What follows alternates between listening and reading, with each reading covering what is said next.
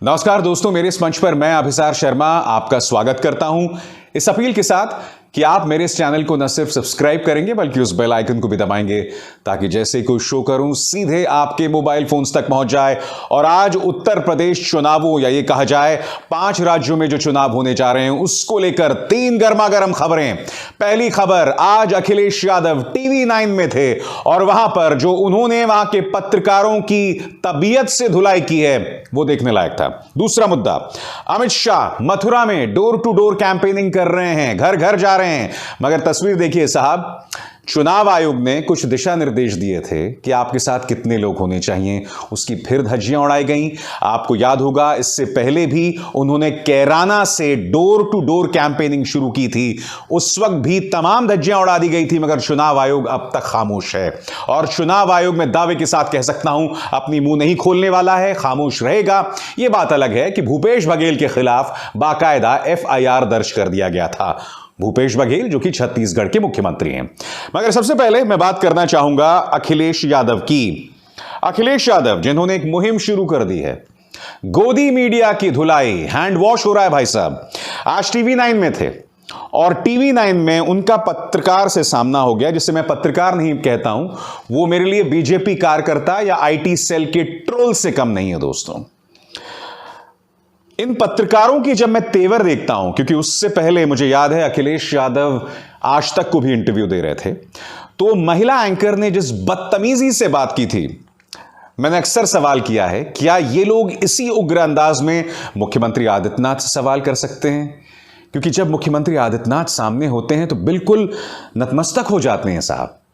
तो सबसे पहले मैं आपको बतलाना चाहूंगा कि अखिलेश यादव ने किस तरह से जलील किया इस ट्रोल तथाकथित पत्रकार को। देखा आपने, जैसे अखिलेश ने कहा कि आइए मैं आपसे किसानों पे बात करता हूं, तो वो भी तैयार हो गया, हाँ बिल्कुल करते हैं किसानों पे बात।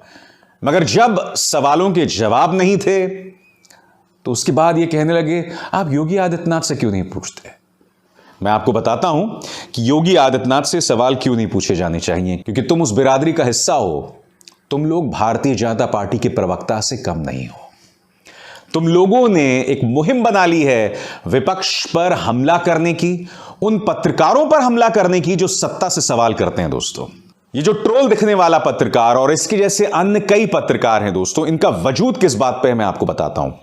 अगर आप इनके सोशल मीडिया प्रोफाइल्स पर जाइए तो ये लोग उन पत्रकारों को गाली दे रहे होते हैं, घटिया प्रोपेगेंडा चला रहे होते हैं जो लोग सत्ता से सवाल करते हैं। इस पत्रकार को भी मैंने यही हरकतें करते देखा है। इसलिए मैं कहता हूं मेरे लिए ये पत्रकार नहीं है, ये लोग सिर्फ IT सेल के ट्रोल्स हैं। ये लोग सिर्फ भाजपा कार्यकर्ता हैं जो कि कहने को पत्रकार हैं।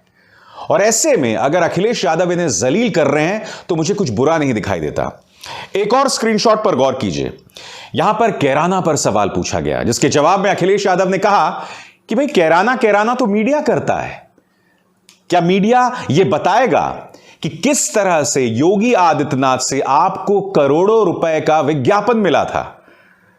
एक विपक्ष का राजनेता आपको इस तरह से थप्पड़ मार रहा है और आप उसका मुंह ताक रहे हैं, आपके पास कोई जवाब नहीं है। और क्योंकि सच है, मैंने आपको कई बार दिखाया है न्यूज लॉन्ड्री की पड़ताल जो आपके स्क्रीन पर है।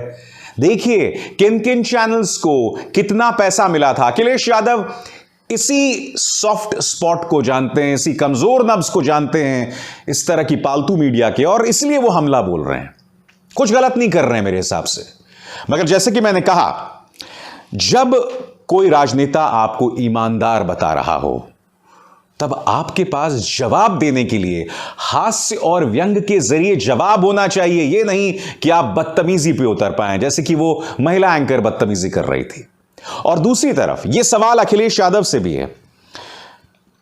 हो सकता है एक सोच के तहत आप इन तमाम चैनल्स पर जा रहे हैं, मगर जब सामने वाला बदतमीजी पे उतर आए, जैसे कि हम दोनों इंटरव्यूज में देख रहे हैं, तब आपको एक खास रणनीति के तहत उसका जवाब देना होगा। और सवाल ये अखिलेश यादव से नहीं है, सवाल तमाम विपक्ष से है। क्योंकि आप देख रहे होंगे कि इस वक्त उत्तर प्रदेश के चुनावों से ठीक पहले मीडिया जो है वो किस तरह का किरदार निभा रहा है। मीडिया घोर सांप्रदायिक होता जा रहा है। मीडिया का फोकस सिर्फ विपक्ष के अंदर जो अराजक तत्व हैं उन पर है। या जो विवादास्पद एलिमेंट्स हैं उन पर है। भारतीय जनता पार्टी से बिल्कुल भी सवाल नहीं किया जा रहा है, जबकि कॉमन सेंस बताता है कि भाई जो 5 साल से सत्ता में है, सवाल तो उससे होगा ना। उससे कोई सवाल नहीं किया जा रहा है। यही वजह है दोस्तों कि प्राइम टाइम हो या इस वक्त जो अभी अभी आपने देखा, विपक्ष के नेता एंकर से भिड़ रहे होते हैं। 2014 से पहले कब होता था? 2014 से पहले एंकर जब भिड़ता था तो सत्ता पक्ष से भिड़ता था, यानी कि कांग्रेस के नेताओं से। या जब अखिलेश यादव की भी सरकार थी तो मैं उनके मंत्रियों से सवाल करता था। मगर यहां पर आप देखते हैं पिछले 7 सालों में यही हो रहा है कि मीडिया जो है वो विपक्ष पर हमला बोलता है। यही नहीं, उन पत्रकारों के खिलाफ भी गंदे और घटिया प्रोपेगेंडा चलाता है जो इस सरकार से सवाल करता है। और मैं आपको एक सोच बताता हूं, क्या वजह है कि ये जो पत्रकार जिसका अभी अभी मैंने आपसे तवारूख या परिचय कराया, क्या वजह है कि ये मेरे जैसे पत्रकारों पर हमला बोलता है? क्योंकि ये तो एक है, इसके अलावा ऐसे कई अन्य पत्रकार हैं, गोदी मीडिया पत्रकार हैं, जो न सिर्फ विपक्ष पर हमला बोलते हैं बल्कि मेरे जैसे अन्य पत्रकारों, यानी कि मुझ पे, रवीश पर, साक्षी पर, अजीत अंजुम पर, रोहिणी सिंह पर, स्वाति चतुर्वेदी पर, सोशल मीडिया पर उनसे उलझते रहते हैं, उन पर हमला बोलते रहते हैं। ऐसा क्यों करते हैं? क्योंकि ये लोग जितना हम पर हमला करेंगे, भारतीय जनता पार्टी उनसे उतना ज्यादा खुश होगी और उनका उतना ही फायदा होगा। यही क्रोनोलॉजी है दोस्तों, और यही इसकी सरल सी व्याख्या है और उसके अलावा कुछ नहीं। तो ये तो बात हुई अखिलेश की। अब आपके सामने देश के गृह मंत्री अमित शाह, जो कि डोर टू डोर कैंपेनिंग कर रहे हैं। एक एक करके इस डोर टू डोर कैंपेनिंग के मैं आपको 3 अंश बताऊंगा। पहला अंश आपके स्क्रीन पर।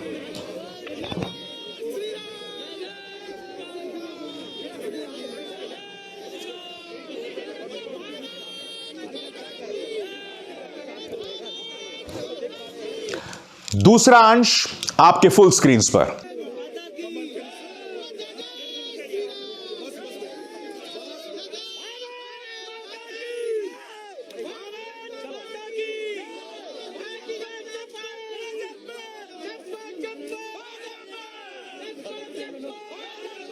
और आइए तीसरा अंश भी देख लेते हैं।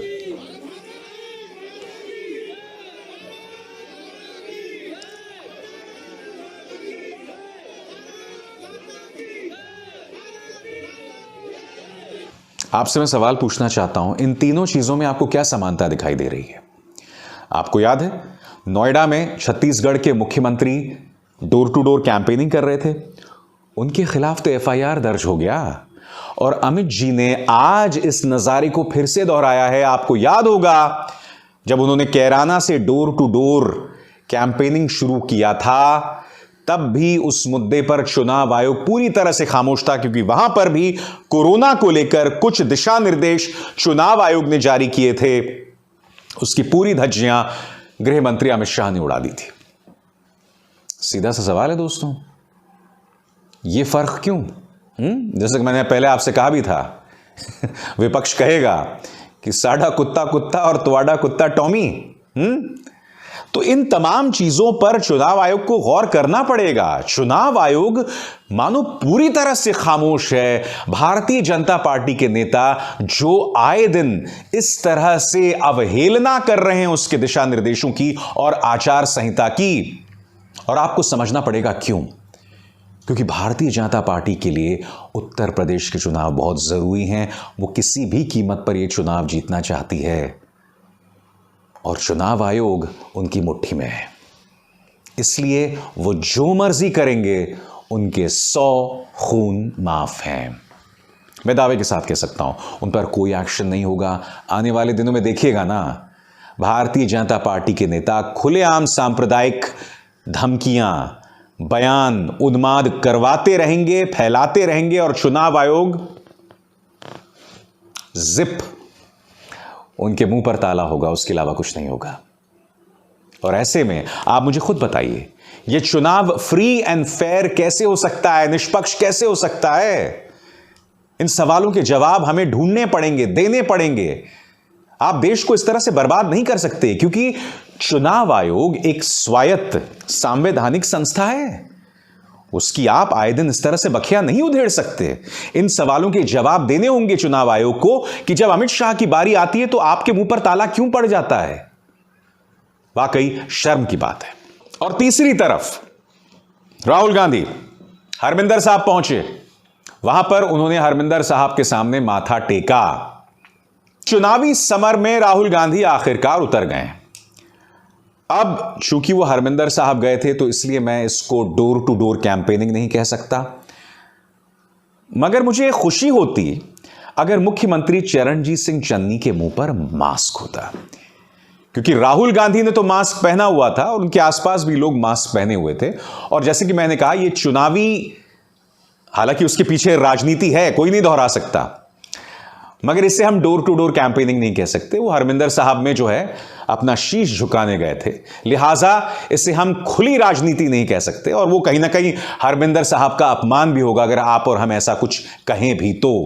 मगर अच्छा होता कि चरणजीत सिंह चन्नी जो है चेहरे पर मास्क पहनते, क्योंकि देखिए अमित शाह ने तो मास्क पहना ही नहीं हुआ है। फिर देखिए दोस्तों वो वीडियो, अमित शाह के चेहरे पर से मास्क गायब है। एक तो मैं समझ नहीं पा रहा हूं साहब कि अमित शाह साहब ने ऐसा कौन सा चमत्कारी वैक्सीन लगाया है कि उन्हें कभी डर नहीं लगता। हकीकत यह है कि कोरोना उन लोगों को भी हो रहा है जिन्हें 2 वैक्सीन लग चुके हैं। अमित जी को लगे हैं, मुझे भी लगे हैं, आप में से कई लोगों को लगे हैं, मगर चेहरे पर मास्क ना होना यह गलत बात है।